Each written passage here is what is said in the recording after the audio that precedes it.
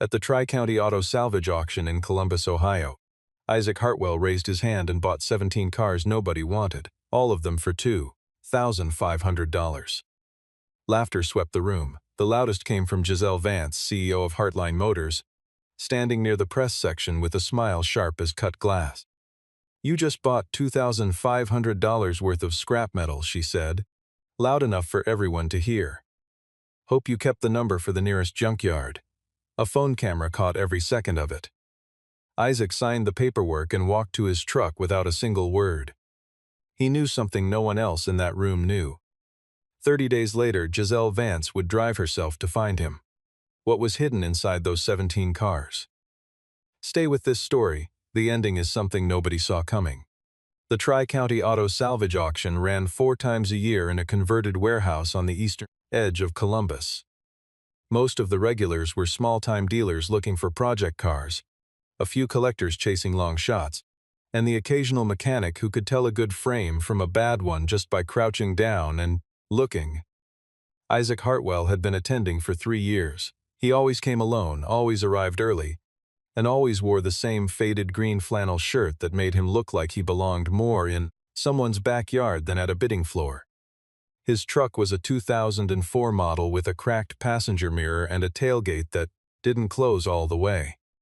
He had no assistant, no business card, no company name on the side of his door. To anyone watching, he was exactly what he looked like, a single man with a small budget and no particular plan.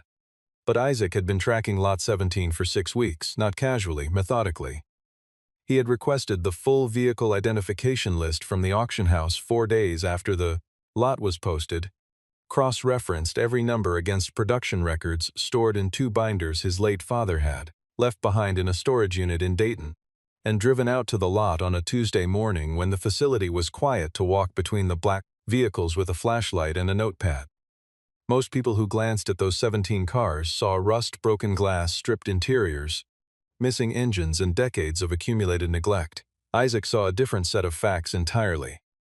3 of the 17 cars carried specific identifiers that the auction listing had not bothered to mention, because the people who prepared those listings were not looking for what he was looking for. Car number 7 was a 1967 Ford Mustang Boss 302. The exterior was a disaster, layers of blistered paint, a collapsed front quarter panel, no seats, no glass in the rear. But Isaac had taken a wire brush to the firewall on his Tuesday visit and found the vehicle identification number stamped into the original metal, clean and unaltered. The number matched a production sequence that corresponded to fewer than 200 vehicles ever built. In the collector market, a verified Boss 302 in any restaurable condition was worth somewhere between $40,000 and $55,000 when the work was done right. Car number 12 was a 1969 Pontiac GTO with a missing engine but a body that had somehow survived decades in a dry storage facility before ending up in an Indiana estate sale. The chrome trim was intact, the floor pans were solid, and the original color code was still readable on the door jamb. A matching replacement engine was available through 3 different parts networks Isaac had dealt with for years. Restored, it would bring $30,000 to $35,000. Those 2 cars alone justified the price of the entire lot several times over.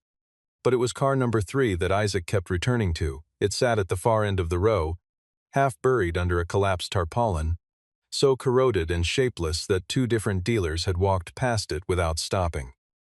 He had noticed it only because of the roofline, a particular geometry that matched a set of photographs in one of his father's binders. Carter Hartwell had been a restoration engineer for nearly 30 years before his death, a man who had worked on hundreds of significant American vehicles and kept notes on all of them. One entry from 1991 described tracking a prototype vehicle from the defunct Callahan Motor Company, a 1971 V8 development chassis that had been the sole surviving physical record of a proprietary engine series Callahan had been developing before the company folded in 1973. Carter's notes described the car as likely destroyed, but also listed a frame identifier that would make it unmistakable if it ever surfaced.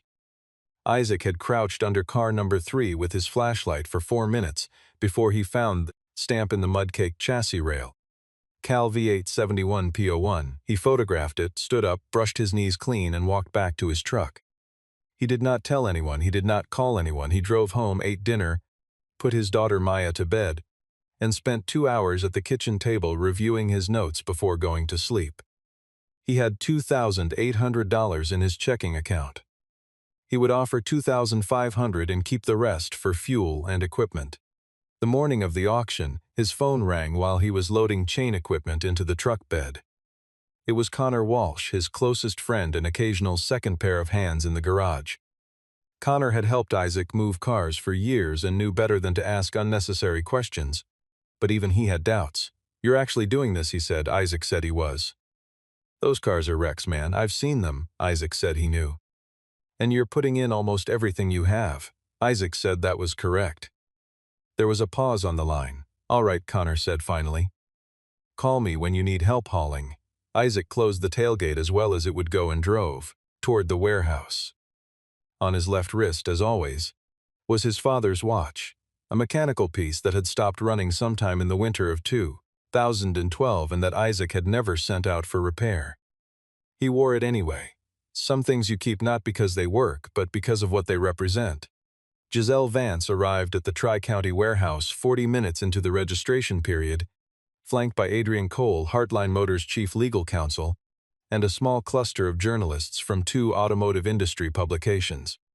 She wore a navy blazer over a white shirt and moved through the room in the particular way that people move when they are accustomed to being the most important person present, not aggressively, just with a settled certainty that the space would accommodate them. At 28, Giselle was the youngest chief executive in Heartline's 30-year history. The company operated in the upper mid-tier of vehicle commerce, high-end used inventory, curated auctions, fleet consulting for corporate clients, and under her leadership in the preceding 2 years, revenue had grown significantly. A Forbes profile 3 months earlier had described her as a precision instrument in a blunt force industry. She had kept the article framed on the wall behind her desk, not out of vanity but as a reminder of the standard she had set for herself.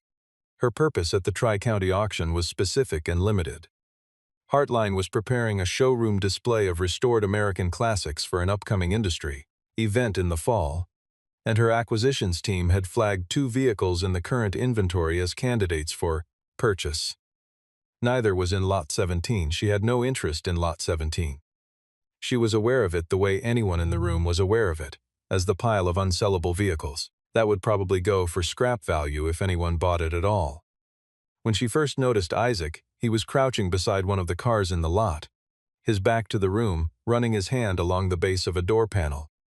She registered him the way an experienced professional registers irrelevant information, briefly, categorically, without retention: flannel shirt, old truck in the lot, solo bidder at a salvage lot. Not a factor.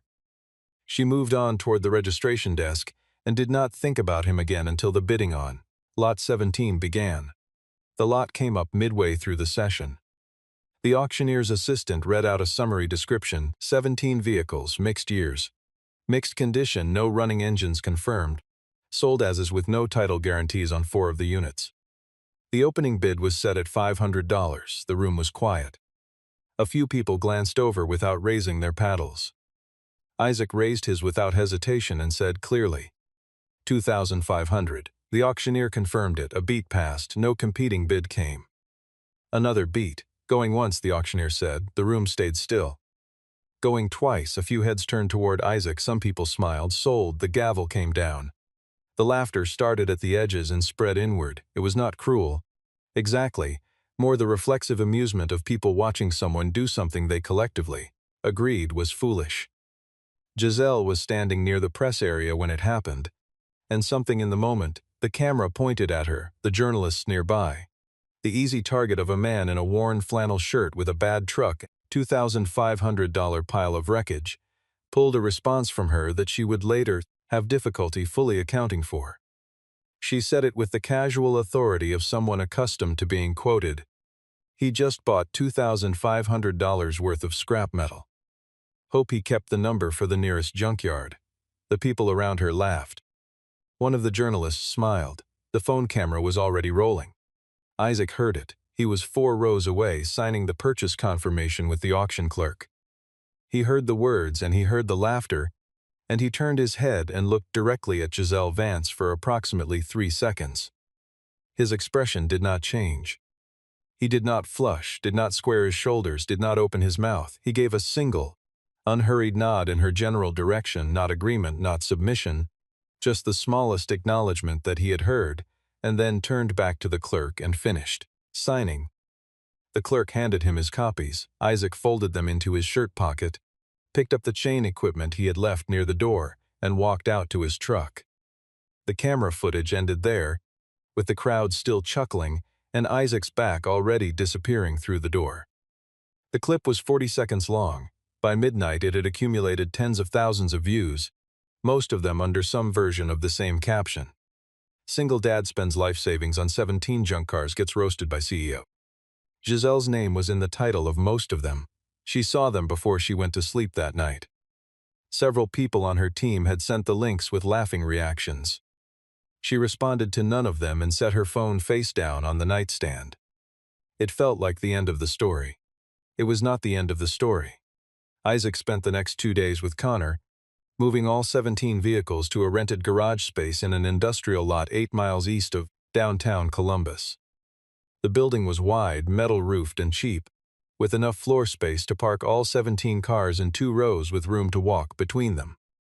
Connor helped run the tow chain and back the hauler and said very little until the last car was inside and the overhead lights were on. Then he stood in the middle of the garage with his arms folded and looked at the rows of ruined vehicles, doors hanging off, windshields shattered, frames pocked with corrosion, and said, "This is a lot of junk." Isaac was already crouching beside car number 3, not responding. "I'm not being negative," Connor said. "I'm just describing what I see." Isaac stood up and looked at the row. "You're describing what's visible," he said. "That's different from what's there." He handed Connor a clipboard with a numbered inspection chart and told him to start at the far end. They worked through the list systematically over the following 4 days. Isaac applied the same method his father had taught him. No assumptions, no shortcuts. Full inventory before any decision about priority. He began with the vehicles he expected the least from, working outward toward the ones he knew mattered.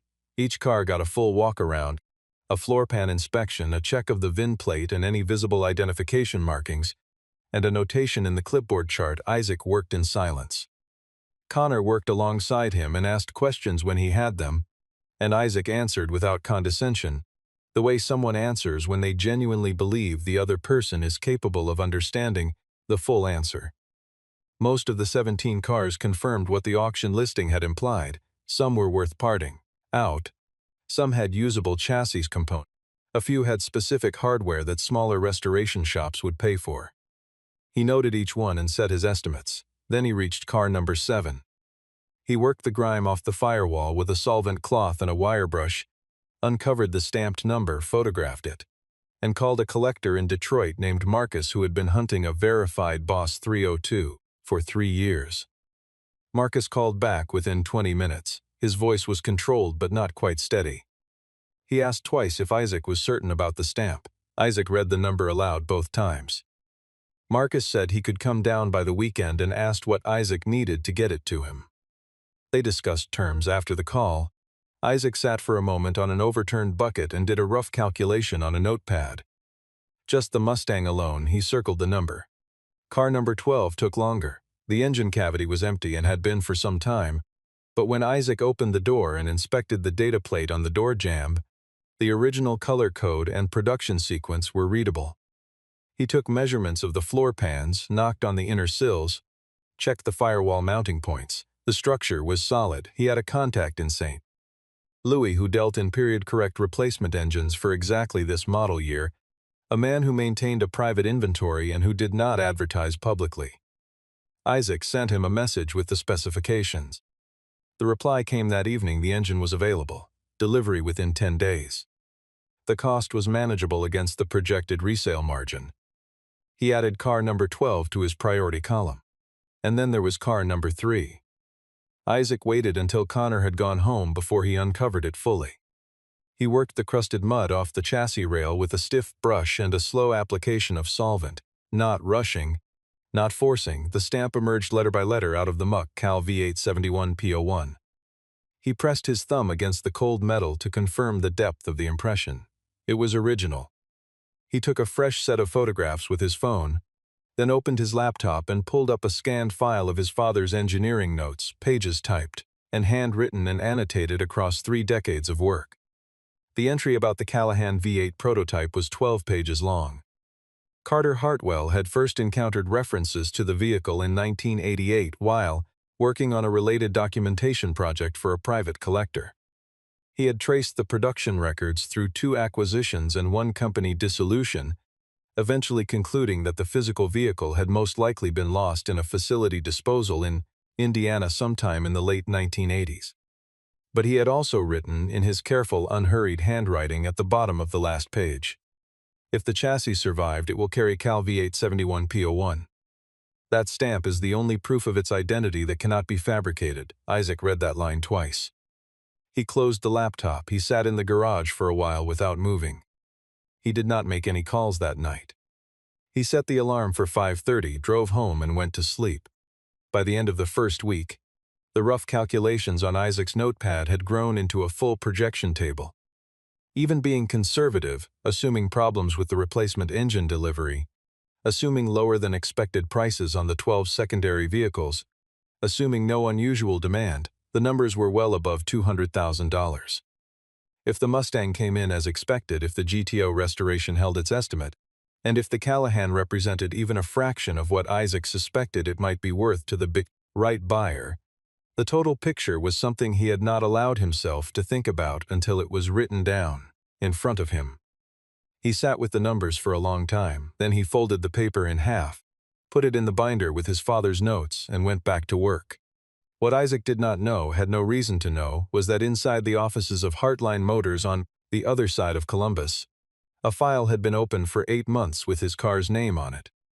Heartline was 18 months into a $200 million federal lawsuit against Legacy Engine Group, a mid-sized powertrain manufacturer based in Michigan. The core of the case was a claim of derivative design theft. Heartline's legal team argued that the foundational architecture of Legacy's current commercial V8 engine family had been lifted, without authorization, from a proprietary prototype design that Heartline had acquired through a chain of corporate mergers stretching back to the early 1980s, a chain that included, at its origin point, the intellectual property portfolio of the Callahan Motor Company, dissolved in 1973. The prototype in question was the 1971 Callahan V8 development chassis. Adrian Cole had assembled a documentary case that was substantial but not definitive. Legacy's legal team had introduced sufficient ambiguity into the paper trail to keep the judge uncertain, and the central hearing was now 47 days away. What Heartline needed to resolve that ambiguity was physical evidence, a material artifact bearing the original Callahan development markings, something that could not be dismissed as a document reproduction or a chain of custody assumption. What they needed specifically was the chassis. And for 8 months, Adrian Cole had believed the chassis did not exist. He had traced the vehicle through 6 states and 3 private collection sales, eventually arriving at a disposal manifest from an Indiana facility dated 1989. The manifest listed a 1971 prototype frame under a partial identifier that matched the Callahan records closely enough to satisfy his research team. He had presented this to Giselle as a closed finding. The physical evidence avenue was exhausted. They would proceed on documentary grounds and accept the elevated risk. Giselle had read the memo, asked 3 precise questions, received 3 precise answers, and moved on. The file stayed open only in the technical sense. It had never been formally closed because the case itself was ongoing. The night after the auction, Adrian had gone home, set his bag down, poured a glass of water, and turned on the television. The clip appeared on his feed before he reached the remote. He watched it once, he watched it again, he did not laugh. He stared at the thumbnail image frozen at the clip's end, the parking lot, the hauler, the 2 rows of wrecked vehicles being lined up near Isaac's truck. In the background of the thumbnail, car number 3 was partially visible. Its specific roofline geometry, the particular proportion of the windshield rake, the shape of the engine hood. Adrian had spent 8 months looking at photographs of the Callahan prototype. His threshold for recognition was lower than most people's. He closed the clip, opened a different application, and pulled up the original vehicle photographs from Carter Hartwell's archived records that his research team had been using as reference material. He looked at the roofline in the archive photo. He looked at the roofline in the thumbnail. He closed the application, went to his kitchen, and stood there for approximately 2 minutes doing nothing. Then he went to his home office, opened the auction house website, and navigated to the Lot 17 listing. Car number 3 was described as 1971 V8 prototype. Unidentified manufacturer, frame and body only. He read it twice. He found the chassis dimension specifications that the listing agent had entered as standard fields. They matched. He did not sleep well that night. In the morning, Adrian arrived at Heartline's offices before Giselle and pulled up the full auction records to confirm the buyer information. He called the technical director at 7:15. Does the Callahan V8 chassis carry a frame identifier? What prefix does it use? The answer came back within 3 minutes, Cal V871. Adrian thanked him and ended the call. He printed a single page from the auction records, walked down the hall to Giselle's office, and set it on her desk when she arrived. We have a problem, he said. She read the page. The room was quiet for a long time. Then she said flatly, find me his contact information. The first approach was clumsy and Isaac recognized it immediately. On the 10th day after the auction, 2 men arrived at the garage wearing clothes that were slightly too new and asking questions about parts sourcing with the specific inexpertise of people who had been briefed on what to ask but did not actually know the subject. One of them kept glancing toward the covered shape at the back of the garage. Isaac answered their questions with complete courtesy and zero information. He confirmed that he was not currently selling anything from the lot. He thanked them for stopping by. He watched them back out of the driveway and told Connor, who was buffing the Mustang's driver's side panel, they'll send someone with more authority in about 3 days. Connor looked up. Heartline? Isaac nodded. So they found out about the Callahan. Isaac said it was a reasonable assumption. Connor said, You're not worried? Isaac thought about this for a moment. About what exactly, he said, and went back to work. While the legal positioning was happening across town, Isaac's actual work was producing results. He had prioritized 7 vehicles from the secondary group for rapid processing. 2 of them required only mechanical cleaning and minor bodywork and were sold within the first 10 days to a local dealer who ran a small lot on the west side. 3 others went through the forum network Connor had posted to, a community of dedicated collectors who valued verified provenance over cosmetic presentation. The forum post was simple, a few photographs, the work completed, the asking price. No storytelling, no sales language, the responses came quickly. The quality of the work was not what forum members expected from the story they had been following, and they had been following it. The clip had circulated in the collector community alongside commentary from people who actually understood what it meant to pull a viable chassis from a salvage lot. The reaction there was different from the general reaction. Several experienced collectors had watched the clip and said, privately and then publicly, that the man in the flannel shirt had known exactly what he was doing.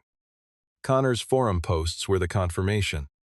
The photographs showed work that was meticulous and unhurried, the kind of restoration that prioritized accuracy over speed, that replaced what needed replacing and preserved what did not, that treated the original engineering of the vehicle as something worth respecting rather than something to be concealed under fresh paint.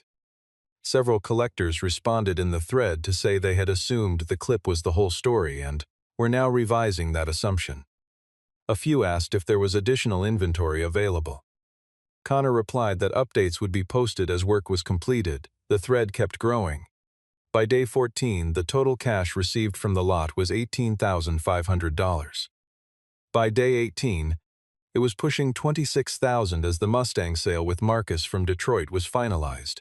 Collector drove down, spent 40 minutes with the car, made 3 phone calls to verify the identification number through his own network, and then wrote a check. The number on the check was $48,000. Isaac deposited it at the branch on Henderson Road, drove home, sat at the kitchen table, and looked at the balance on his phone screen for a while. Then he made a grocery list. The second Heartline approach came on day 21. Not intermediaries this time, Giselle herself. Alone, arriving at the garage just after 2 in the afternoon in a gray sedan that she had driven herself.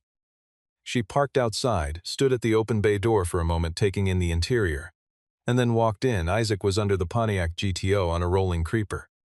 He heard the footsteps and the change in ambient sound and slid out from under the car without hurry. He saw her, registered her, stood and wiped his hands on a shop cloth. If he was surprised, he did not show it. "I wondered when you'd come yourself," he said. It was a statement, not a challenge. Giselle had prepared for a negotiation. She had a number in mind, a position to open from, a set of responses mapped to the various directions the conversation might go.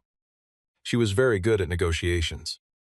What she had not prepared for was standing in a working garage and looking at 9 restored or in-progress vehicles arranged in careful rows, each one representing a level of craft that had nothing to do with her assumptions about the man who had bought them. She took a moment longer than she intended before speaking. "We're interested in purchasing car number 3, she said. $15,000 transferred today. Isaac looked at her without expression.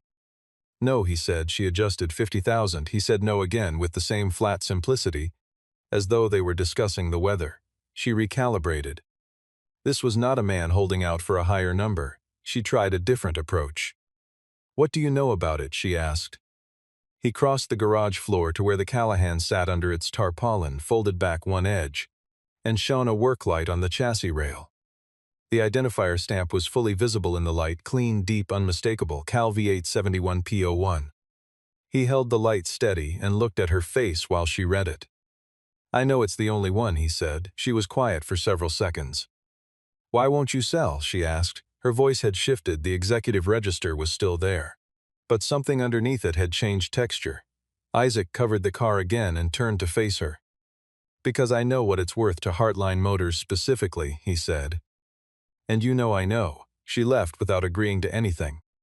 It was the first time in several years she had walked away from a meeting without controlling its outcome, and the feeling stayed with her on the drive back.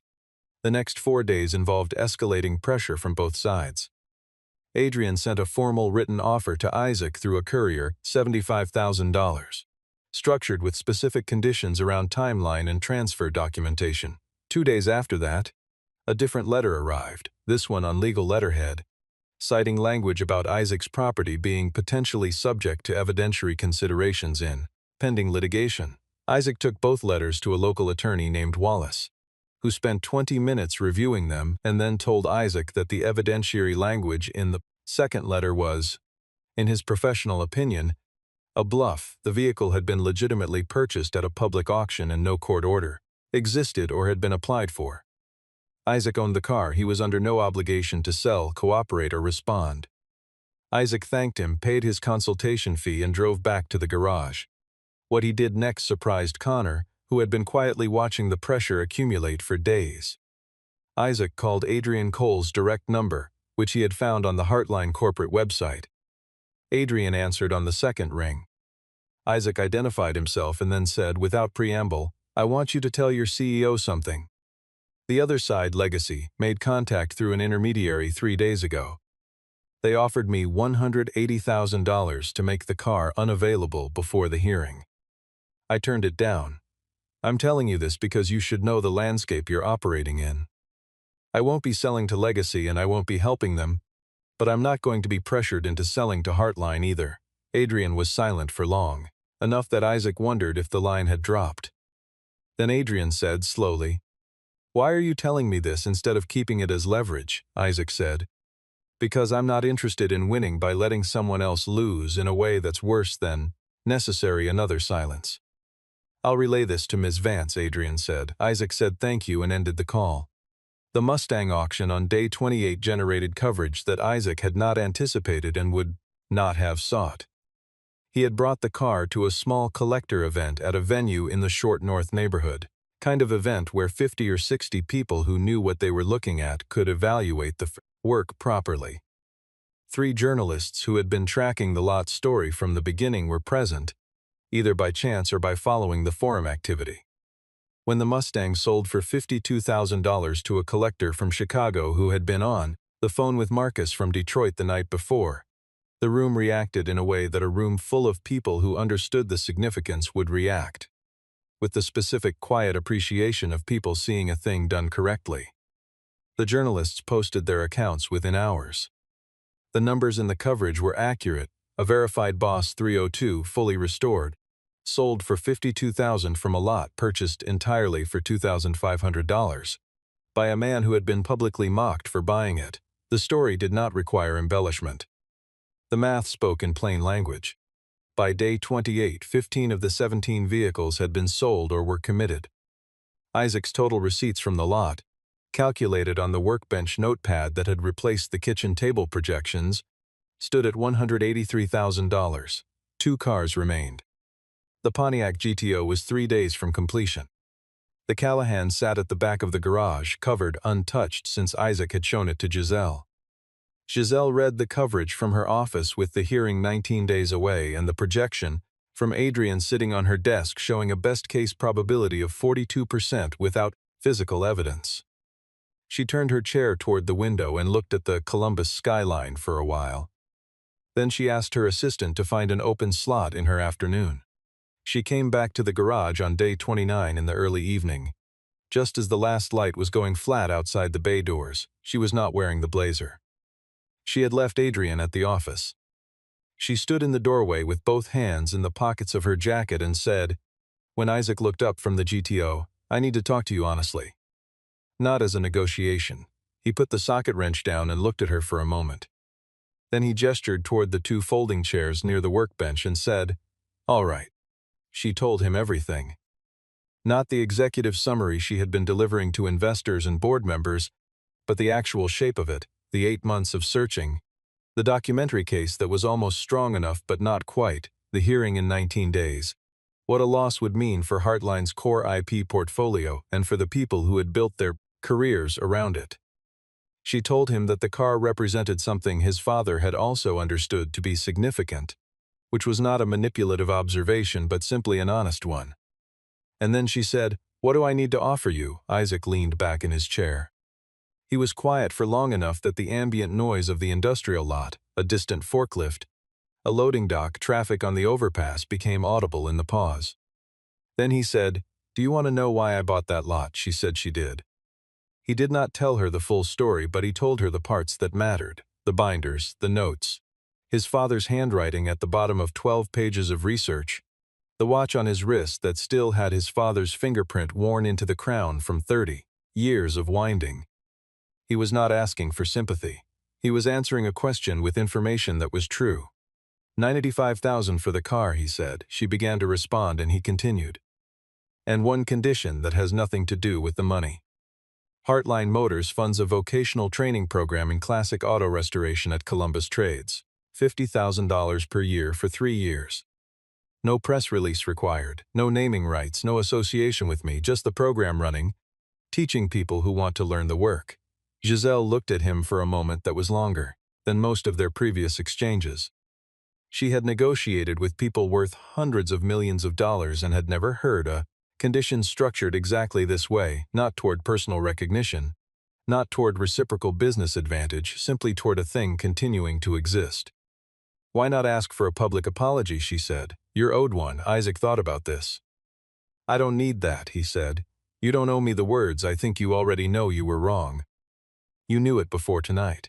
Something in Giselle's face changed, not dramatically, not with any particular visible emotion, just a shift in the quality of how she was holding the expression. "Yes," she said. "I knew." She extended her hand across the space between the 2 folding chairs.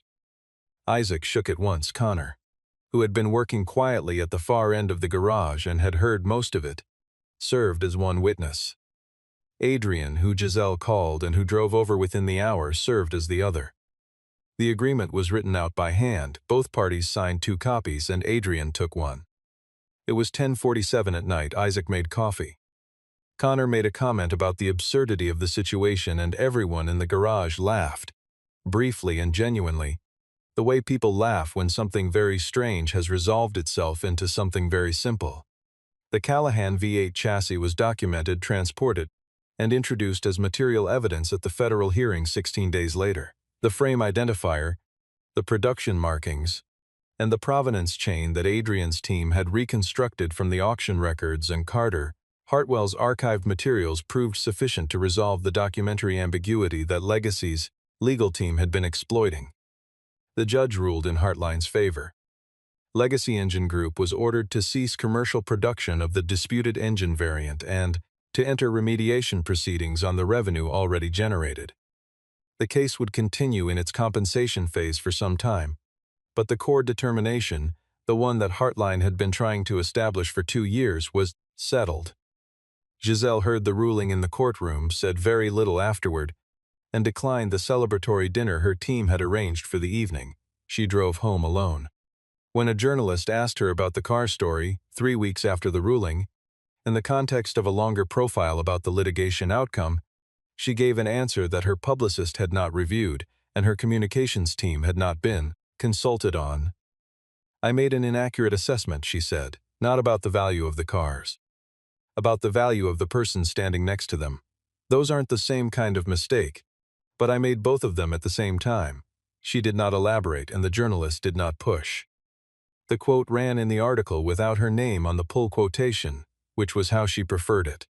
The Columbus Trades vocational program launched 6 weeks after the agreement was signed, with 12 enrolled students in its first cohort.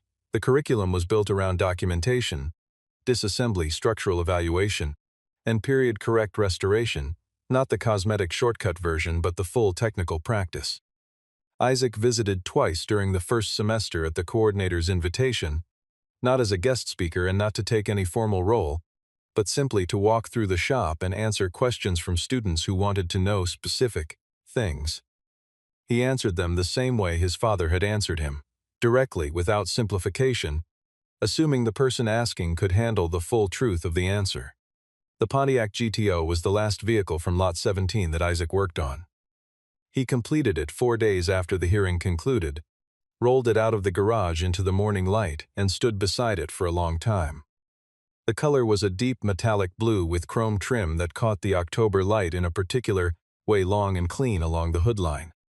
He had repainted it in the original factory specification, not because it was more valuable that way, but because he had found, in one of his father's binders, a photograph from 1974. Carter Hartwell standing beside a car of exactly this color and this year in a driveway that Isaac did not recognize, squinting against the sun, with the particular expression of a man who is very satisfied with a piece of work he has just finished. Isaac had looked at that photograph a great many times in his life. He had never thought he would have a reason to look at it and then look up and see the same car in front of him. He did not try to explain what that felt like even to Connor, who had been with him for the whole of it. Some things do not require narration. By the end of the 30th day after the auction at Tri-County, Isaac's total receipts from Lot 17, including the sale of the Callahan chassis to Hartline, were $278,000, from a purchase of $2,500. He used a portion to sign a long-term lease on the garage, buy out the equipment he had been renting, and register a business name with the state.